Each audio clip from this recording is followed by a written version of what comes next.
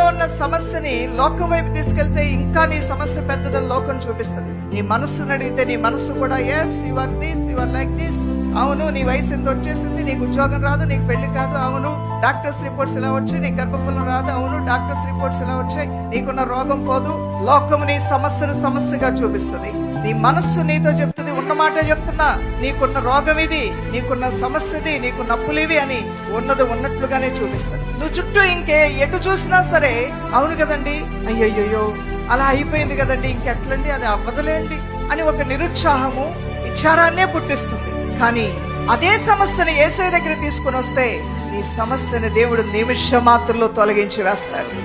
12 సంవత్సరాల రక్తస్రావం కలిగిన స్త్రీ యొక్క సమస్య వైద్యుల దగ్గరికి వెళ్తే 12 సంవత్సరాల రోగంగానే ఉన్నది, సమస్యగానే ఉన్నది. చుట్టూ ఉన్నటువంటి వారు ఆవిడకు రోగం అండి బాబు, ఆ రోగం ఎప్పుడు ఆ రోగంతో బాధపడిపోతుంది. కొంతమంది